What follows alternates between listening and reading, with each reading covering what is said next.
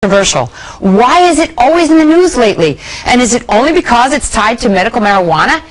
Can it be good? I'll leave the legal discussion to the lawyers. What I'm interested in are potential health benefits.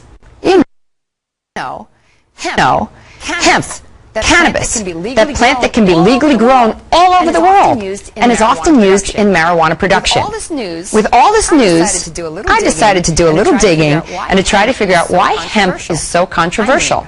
I mean, hard liquor is legal and it has no redeeming health qualities whatsoever. So does hemp have any redeeming qualities? We'll find out.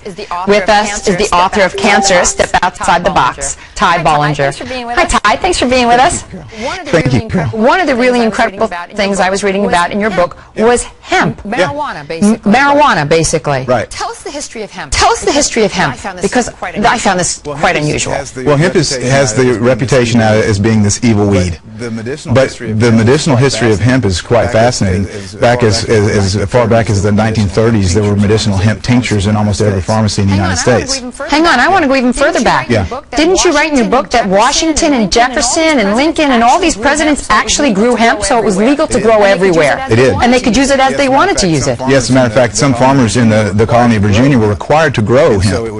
And so it's such a good fiber, very good for making clothes, a lot of different industrial uses for hemp. Ford thought it was strong enough to make a car out of it, and he did. It was as strong as steel. Yeah, one of the first Model Ts was actually made from hemp, and it ran on hemp fuel. And then the enemy of hemp was William Randolph Hearst. With paper. Well, yeah, Explain that. Well, hemp is a much more efficient way to make paper. In 1 acre of hemp, you can do 10 times the amount of paper than 1 acre of trees. So why did he want it outlawed? Because he owned thousands of acres of forest that when he owned paper. So this is a political thing. It had really nothing to do with hemp itself. Exactly. It really didn't. It was more about the money. It was more about eliminating the competition. And so that's why hemp was demonized and thought of as this evil weed.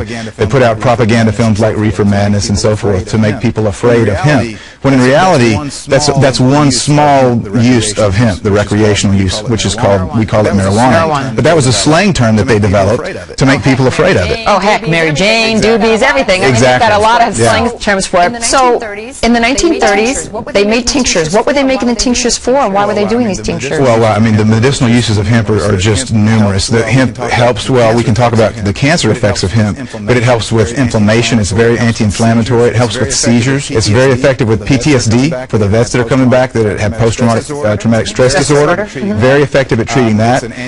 It's an anti-inflammatory. But then the uses of hemp for cancer, what I've studied, because of my book, Cancer, Step Outside the Box, and the number of cancers, there's about a dozen different cancers that have been studied in depth with medicinal marijuana with hemp. And so the studies from brain cancer to prostate cancer to pancreatic cancer, uterine cancer, cervical cancer, prostate cancer, it's amazing. Okay, so what is in hemp that it's this THC, correct? Well, there's chemicals that are called cannabinoids. Right. THC is short for delta-9 tetrahydrocannabinol. I'm glad you said it because I couldn't. That's the only time I'll get it right. I'm glad I got it right. So that's the one THC is the one cannabinoid that everyone's familiar with. That's the one that's psychoactive, and that's the one that gets you high if you smoke it. Okay. But there's other cannabinoids. One is called CBD, cannabidiol, and it's very medicinally used. There's no psychoactive component of CBD. So what do they do? Extract these, make tinctures, or you can make tea out of? You can make tea. You can eat it. It's a great superfood. You're into raw. A lot of people use raw hemp in their superfood. Do you get high off of hemp if you eat it as a superfood? No, well, or just the seeds. You've got to heat the THC to make it become psychoactive. So people that eat the plant, they put in a smoothie. You know, the super green smoothies. Right. You're not going to get high off of that because you didn't superheat it. But is it then, if you put it in a smoothie like that, is it good prevention to cancer? It is. It's very well. It's got a perfect ratio of omega-3 to 6 fatty acids. It's got more GLA, gamma-linolenic acid, than any other plant. So it's got some really great fats. You're well aware of the importance of fats in your diet. So hemp it's a perfect superfood to eat, but it's also medicinal. I just never understood why hemp had gotten such a bad rap, and now I understand that it was really politically motivated by somebody who owned basically trees and didn't want to be in competition with the hemp to make paper. And yet, throughout the years after that, so many people suffered because of that.